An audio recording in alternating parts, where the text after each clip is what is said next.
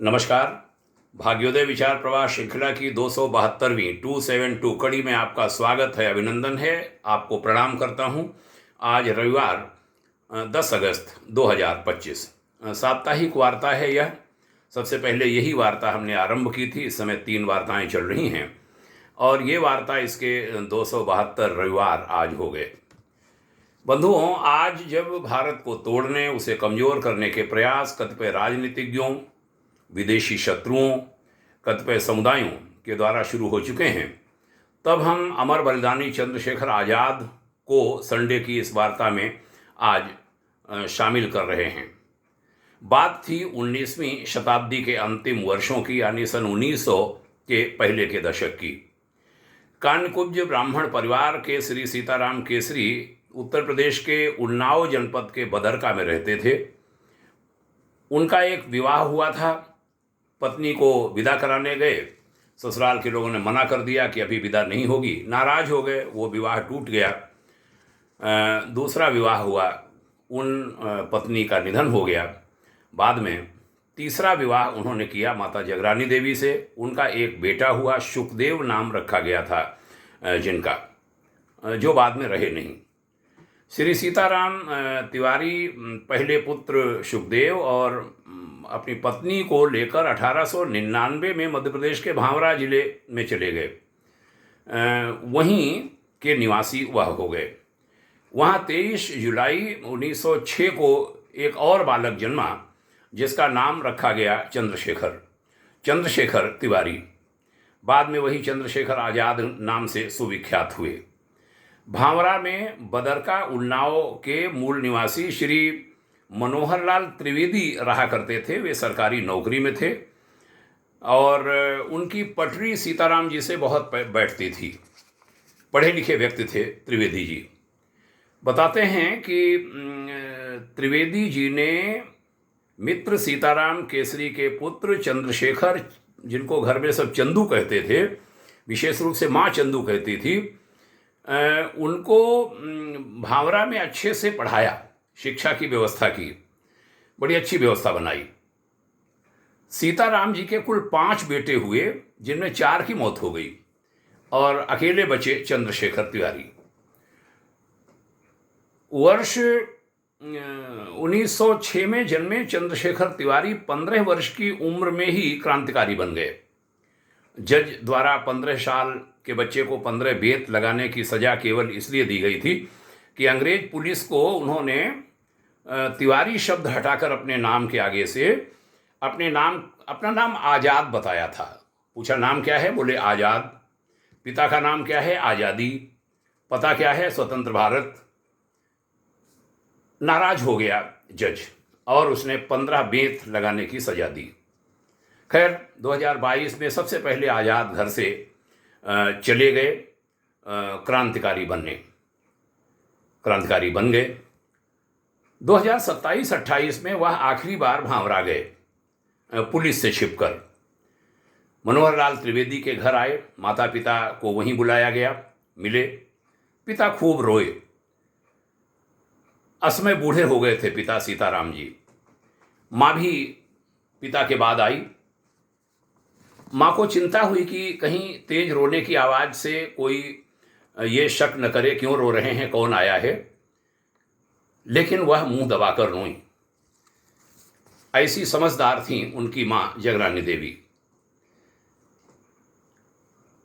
उसी दिन जाने को कहा माँ के चंदू ने। माँ ने डांटा, मेरे हाथ का खाना खाए भी ना जाएगा। उस समय का खाना सबका त्रिवेदी जी के घर हुआ था। एक और मित्र थे चंद्रशेखर जी के साथ।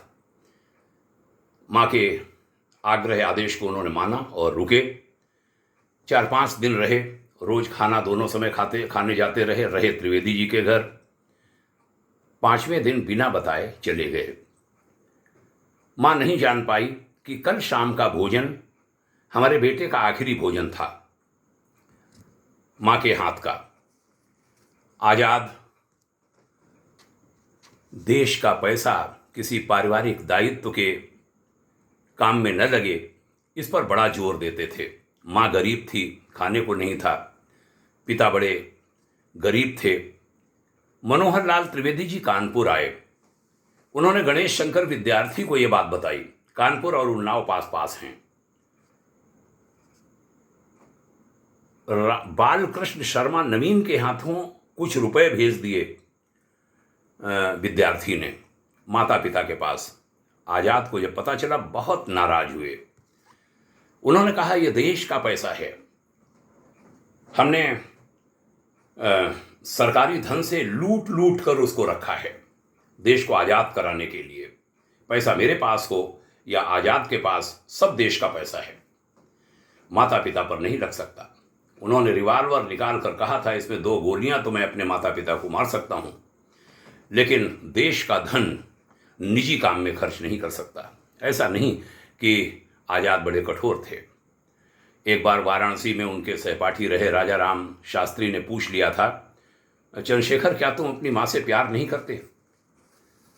भावुक हो गए थे चंद्रशेखर, और पलंग पर बैठे चंद्रशेखर तुरंत जमीन पर आकर घुटनों के बल बैठकर धरती माँ के पर माथा टेक कर बोले थे, माँ, जन्मदात्री माँ को उन्होंने कहा था, माँ तू जहाँ कहीं भी है मेरी बात सुन, मैं तुझसे बहुत प्यार करता हूँ, लेकिन ये धरती माँ है ना, भारत माता है ना, ये गुलामी की बेड़ियों में जकड़ी हुई है। तेरा ये बेटा वो बेड़ियाँ काटना चाहता है, इसीलिए मैं तुझसे मिल नहीं पाता है, तुझे ज़्यादा महत्व नहीं दे पाता। इस बड़ी माँ को तेरी अपेक्षा मैंने ज़्यादा महत्व दिया है। मेरी माँ, मुझे माफ़ करना। 5 बेटों में मैं अकेला बचा हूँ और तेरे बुढ़ापे में मैं कोई किसी काम नहीं आ पा रहा हूँ। यह संवाद उनके मित्रों ने बताए। आज़ाद के एक साथी भगवान दास माहौर झांसी के रहने वाले थे। आज़ाद का बलिदान प्रयागराज में इलाहाबाद में हो जाने के बाद माता जगरानी से मिलने भावरा पहुँचे थे मध्य प्रदेश। आज़ाद ने उनसे कभी कहा था, मेरे 4 भाई नहीं रहे, मुझे लगता है मेरे पिताजी भी पहले चले जाएंगे, मेरी माँ अकेली रह जाएगी। मुझे कुछ हो जाए तो मेरी माँ के पास जरूर जाना और मेरी माँ का ध्यान रखना। माहौर के बहुत कहने पर माँ झांसी आई थीं। जब उन्होंने बात बताई कि बेटे ने चाहा था कि मैं तुम्हें झांसी ले चलूं, क्योंकि भावरा में वह जंगल से लकड़ियाँ लाकर बेचकर अपना काम किसी प्रकार चलाती थी, ये आंखों से देखा था माहौर ने। भावरा में अपने साथ ले आए, माँ को अंत तक उन्होंने अपने साथ रखा। इस बीच उन्होंने तीर्थ यात्रा कराई। उस यात्रा के दौरान जब तक प्रयागराज यानी आज तब के इलाहाबाद के अल्फ्रेड पार्क में जहां वो शहीद हुए थे उनके पुत्र, वहां नहीं ले गए, तब तक माँ हर तीर्थ पर कहती रही, मेरा बेटा कहीं इस भीड़ में से आ जाएगा और दौड़कर मुझसे चिपक जाएगा, माँ माँ कहते हुए। लेकिन अल्फ्रेड पार्क में तब तक बहुत सारे निशान थे उनकी शहादत के, बलिदान के। तब माँ ने बेटे को ढूंढना बंद कर दिया। खूब रोई माँ वहाँ, और मैं भावुक हो रहा हूँ। माँ ने आखिरी बार वर्ष 1927-28 में जब बेटा बिना बताए चला गया था, तब अपने हाथ की 2 उंगलियां बांध ली थी धागे से, मध्यमा और अनामिका। कहा था, मेरा चंदू जब तक मेरे पास नहीं आएगा तब तक मैं ये उंगलियां नहीं खोलूंगी। बताते हैं माँ ने मरने तक वह धागा फिर नहीं खोला। भगवान दास माहौर एक करुण कहानी बताते हैं। उसी तीर्थ यात्रा के दौरान मैं माँ को मध्य प्रदेश के सातार जिले में उस जगह पर ले गया, सातार कस्बे में, जहाँ एक हनुमान मंदिर में कुछ दिन आज़ाद रहे थे, ब्रह्मचारी का वेश बनाकर।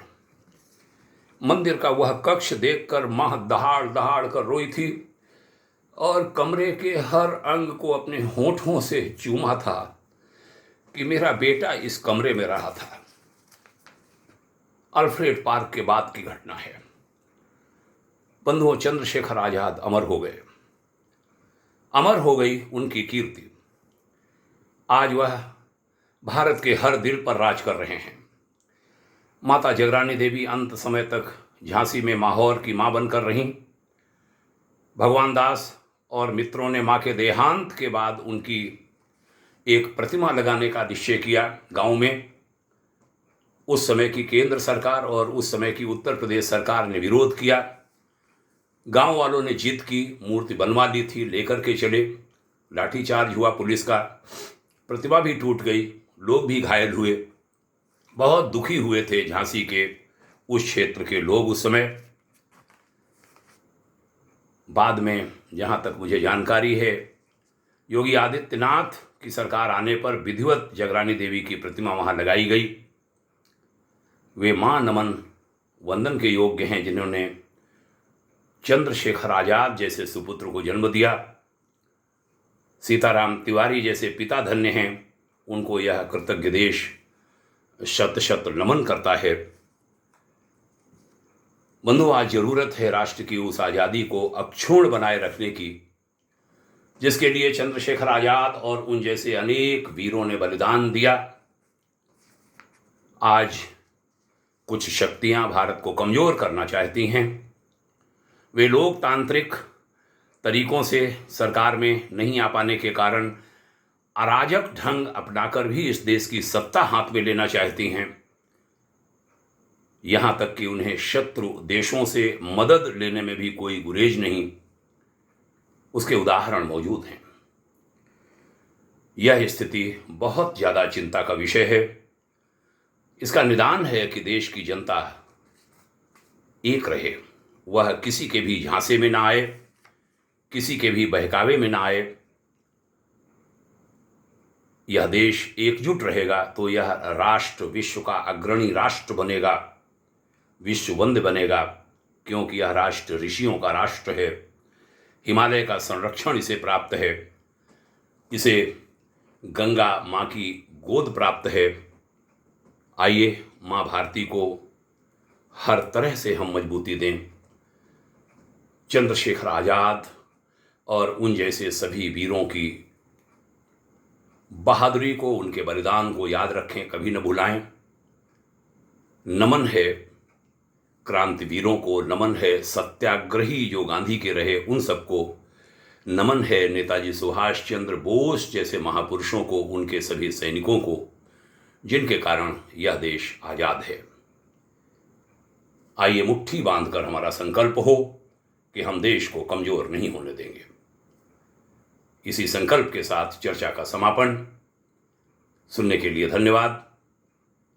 अन्य लोगों को भी यह वार्ता जरूर सुनाइए, अधिक से अधिक इसको साझा करना चाहिए। आपके उज्जवल भविष्य की शुभकामना करता हूं, प्रणाम करता हूं। जय हिंद, ओम शांति।